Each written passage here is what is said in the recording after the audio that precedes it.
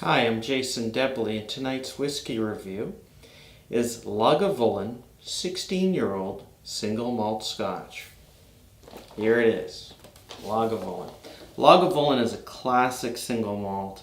It's from the Islay region of Scotland, and it is peated, and it is smoky, and it is beautiful. It's great stuff. I haven't had it in a couple of years. I bought this bottle in New Hampshire. I think I paid like $65, but, all right, 65 or 70.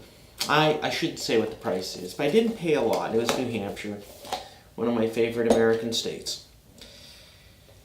They haven't changed the bottle labeling in forever.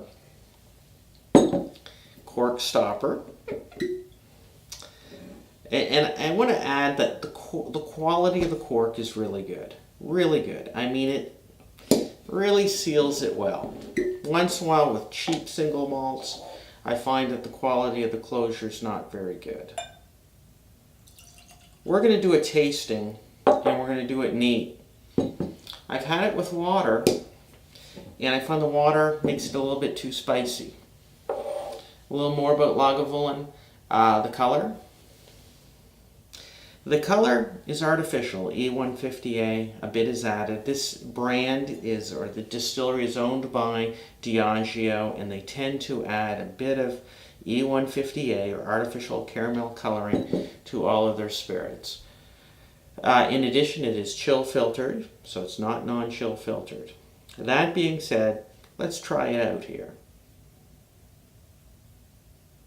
The nose is wonderful. There's nothing offensive here. It's sweet, peat, seaweed, sea foam, very maritime.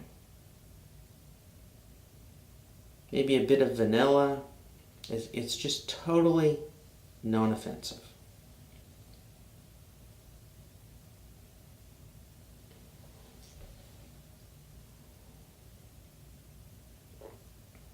On the palate, Lagavulin, again, is a sweet, luxuriant entry of the peat, the smoke. It's silken. It's aged in ex-bourbon casks, so you get a nice taste of oak and vanilla, and even a slight bit of melon. It is not overly salty. There's no bite. There's a tangy peat. Really nice stuff.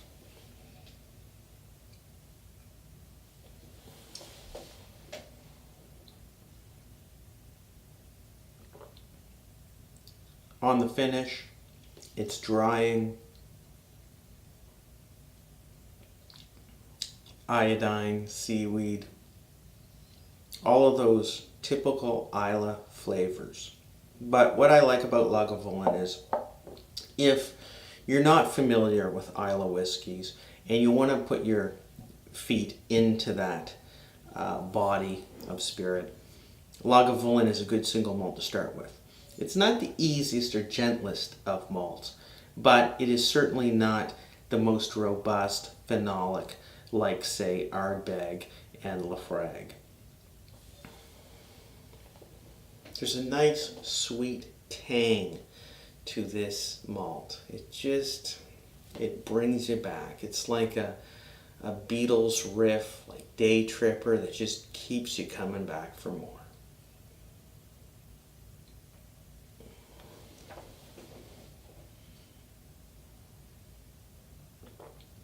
Love this stuff.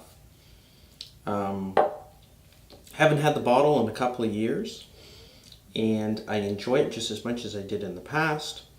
Some people say it's gotten a little lighter in body, more mainstream. I haven't had enough of past bottlings over the years to make that assertion. It's pretty consistent with what I had a few years ago. I highly recommend Lagavulin 16. It's widely available, and it's a great introduction to the Islay malt world, and also for those serious connoisseurs, it's a great place to visit and stay.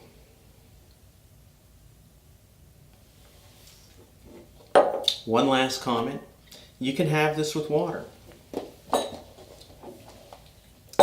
I personally have had it with water, and I'm not, well, I need to put a little more whiskey in there.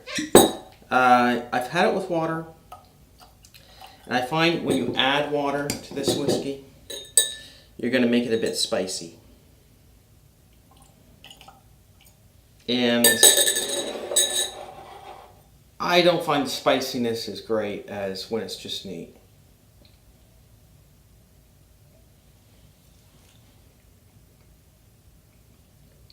Some whiskeys benefit from a bit of water.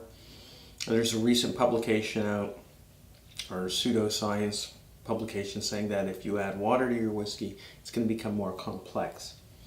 Not so sure about that. At 43% alcohol by volume, I generally drink it neat. Over 43%, I generally add a bit of water. Here with water, it makes it more of a raw oak note that I don't like, and like I said, a bit spicy. The finish when it is neat is very long, and the last flavor you're going to taste is peppercorns.